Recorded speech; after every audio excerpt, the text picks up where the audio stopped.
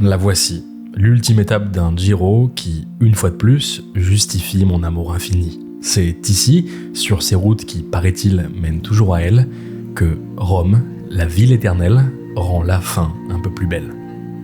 Lui, aujourd'hui, à quoi peut-il bien penser ? Peut-être à ce jour de repos où il essuyait quelques larmes, ou bien à ce jour de course où il essuyait quelques plaies. Ici, sur ces terres italiennes qui auront nourri sa légende, l'empereur du sprint avait rendez-vous avec la fin de son règne. Mais avant la course était venu le temps de célébrer. Au royaume des règles implicites, le peloton refuse l'épreuve. Un peu de temps bien mérité pour fêter les hommes. Quant aux fenêtres des voitures, le champagne voyage de main en main. Dans le peloton, les sourires sont sortis. Quelques instants, la compétition s'estompe. Les coureurs déposent les armes pour faire place aux embrassades. De l'individu dans le peloton, le coureur est un maillon. Ici, sur ces routes, les 125 ne sont plus qu'un. Bon, pour le coup, les célébrations n'auront pas duré. Aux portes du Colisée, la course reprend ses droits. En terre romaine, la victoire au sprint est prestigieuse, de celle qui ne laisse aucune chance à l'escapade. Pourtant, ils auront essayé. Bouet, Scoins et Benedetti ouvriront la voie quelques instants. De quoi prendre part à la fête un peu plus activement. Après tout, ce Giro apprécie l'audace.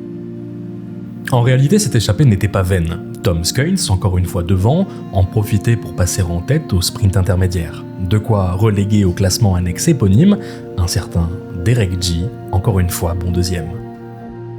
Et puis la cloche était sonnée, fin de l'aventure pour l'échappée. Quelle belle image que cette amitié britannique. Un maillot rose déchu travaillant sur les terres des autres. Là, au royaume des sprinters, Thomas participe à la révérence de l'homme de l'île de Man. Après tout, l'esprit d'équipe n'est pas qu'une question de couleur. À l'image de cette étape, cette vidéo est mon ultime témoignage de la course italienne. 21 jours à vous conter la grande histoire de ces coureurs sur certaines des plus belles routes du monde. Pourtant, aujourd'hui comme rarement, je me suis senti reconnaissant de cette place de spectateur d'un bout de la légende. Quel sublime scénario que celui d'une carrière à haute vitesse. La première victoire en grand tour de Mark Cavendish a maintenant 15 ans. 53 autres succès plus tard, faits de joie, de larmes, de sang.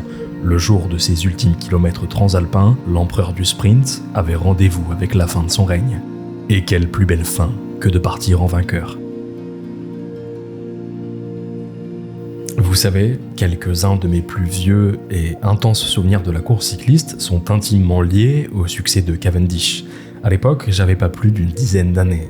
Ces sprints tête baissée, ce style si caractéristique pourtant plus que redoutable, était une partie du ciment de ma passion. Aujourd'hui, j'en ai terminé avec l'histoire du Tour d'Italie. Et tout comme Cavendish fermente un des chapitres de sa carrière, pour moi, c'est ici que s'arrête le film.